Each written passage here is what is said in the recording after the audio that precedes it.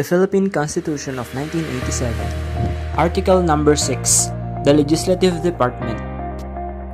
Section 1. The legislative power shall be vested in the Congress of the Philippines, which shall consist of a Senate and the House of Representatives. Section 2. The Senate shall be composed of 24 senators who shall be elected at large by the qualified voters of the Philippines as may be provided by law. Section 3. No person shall be a senator unless he is a natural-born citizen of the Philippines and on the day of the election is at least 35 years of age, able to read and write, registered voter, and a resident of the Philippines. Section 4. The term of the office of the senator shall be 6 years and shall commence unless otherwise provided by law at noon on the 30th day of June next following their election. No senator shall serve for more than 2 consecutive terms. Section 5. The House of Representatives shall be composed of not more than 250 members unless otherwise fixed by law, who shall be elected from the legislative districts apportioned among the provinces, cities, and the Metropolitan Manila area in accordance with the number of their respective inhabitants, and on the basis of a uniform and progressive ratio, and those who, as provided by law, shall be elected through a party list system or registered national, regional, and sectoral parties of organizations. The party list representatives shall constitute 20% of the total number of representatives, including those under the party list. Section 6. No person shall be a member of the House of Representatives unless he is a natural-born citizen of the Philippines and on the day of the election is at least 25 years of age, able to read and write, except the party list representative, a registered voter in the district in which he shall be elected, and a resident thereof for a period of not less than 1 year immediately preceding the day of the election. Section 7. The members of the House of Representatives shall be elected for a term of 3 years, which shall begin unless otherwise provided by law, at noon on the 30th day of June next following their election.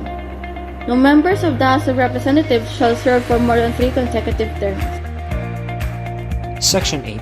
Unless otherwise provided by law, the regular election of the senators and the members of the House of Representatives shall be held on the second Monday of May. Section 9. In case of vacancy in the Senator in the House of Representatives, a special election may be called to fill such vacancy in the manner prescribed by law. But the senator or member of the House of Representatives thus elected shall serve only for the unexpired term. Now let's proceed to the latter part of this article. Section 28. The rule of taxation shall be uniform and equitable. The Congress shall evolve a progressive system of taxation. The Congress may, by law, authorize the President to fix within specified limits and subject to such limitations and restrictions as it may impose tariffs, rates, imports and exports quotas, tonnage and wharfage, dues and other duties are imposed within the framework of the National Development Program of the government. Charitable institution, churches and parsonage or convents appertinent thereto, mosques, non-profit cemeteries, and all lands, buildings, and improvements actually, directly, and exclusively used for religious, charitable, or educational purposes shall be exempt from taxation. No law granting any tax exemption shall be passed without the concurrence of a majority of all the members of the Congress. Section 29. No money shall be paid out of a treasury except in pursuance of an appropriation made by law. Section 30.